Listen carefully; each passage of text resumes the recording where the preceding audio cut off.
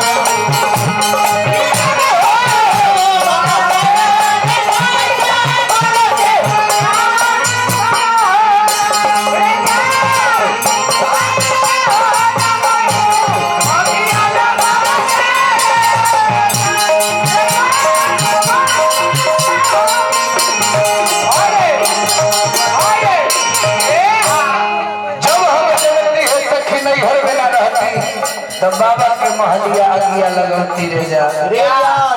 जीव कहता कि नैहर के लोगवा सब भेलई बैरिया रे जा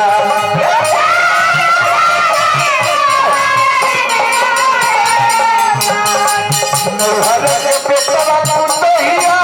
भेलई बैरिया रे जा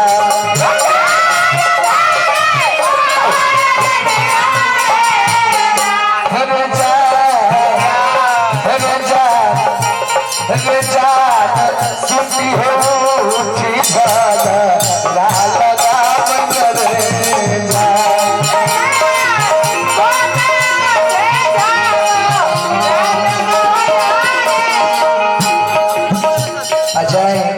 चंपा माई के हमारे चंपा माई के रंगेश सिंह जी की पत्नी धर्मपत्नी जिनका तरफ से चंपा माई के पुत्र हो बानी जिनका तरफ से 500 रुपए का पुरस्कार है हमने के स्वीकार रही की जकार रही चंपा माई से कामना रहेंगे अपन पुत्र बेटा सब पर आशीर्वाद बरकरार रह जा जे तरह बारी बारी का हरिया के चिनार पर के गई नहीं हां वही तरह सब दिन हरियर कचनार रहस। जय हो जय हो। मंगल के बारिश होत रह मैं सकामना रही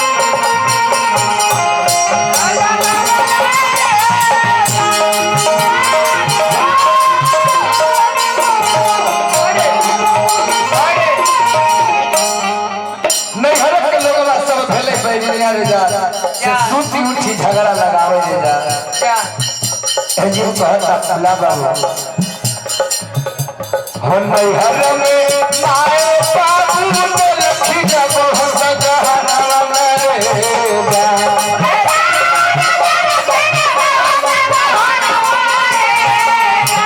हो नहीं हर में माए बाबू ने रखी जा बहुत जहाना में रे जा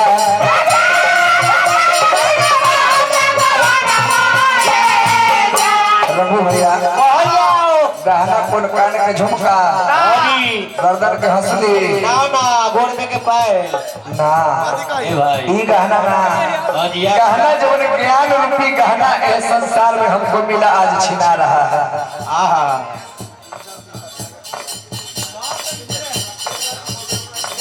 अच्छा है विजेंद्र सिंह जी पटना में बिल्डिंग ठेकेदार बानी विजेंद्र बाबू की तरफ से ढेर सारा पुरस्कार हमने के स्वीकार रही है कि नहीं हर के माए बाबू ने रखी बहुत गहना रे जा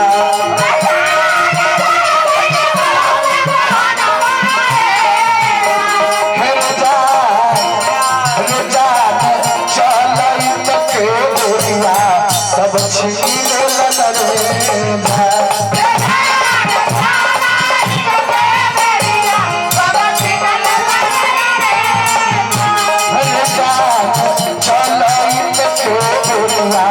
सब छीन जा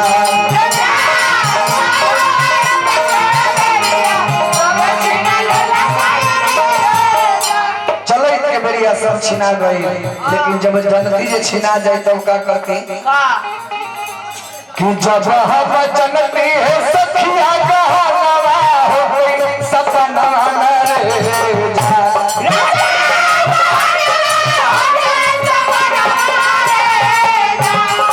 जब हम जनती ने सखी है गहनवा हो गई सपना रे जा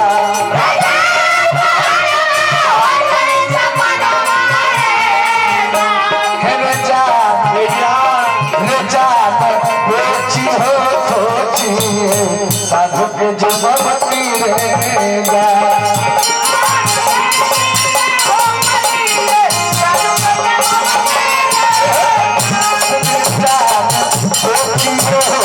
साधु के जुबती रहेगा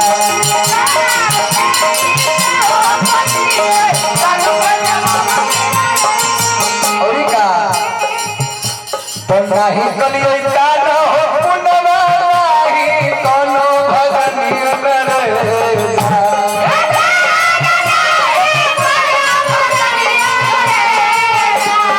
नहीं कलियो का न हो पुनवा नहीं कोनो भगनी रे जा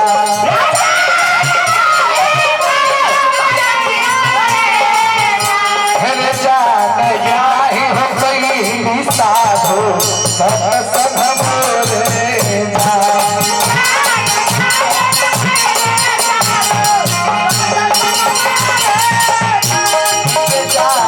नहीं हो गई साधु सत्संग बोले जा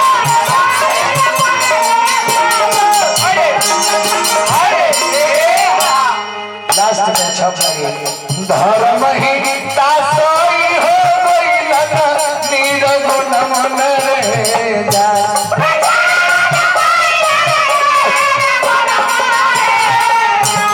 धर्म ही तासोई हो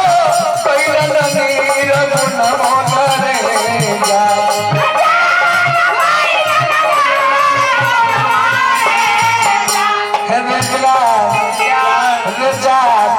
गाई हो गाई श्रोता समझा देगा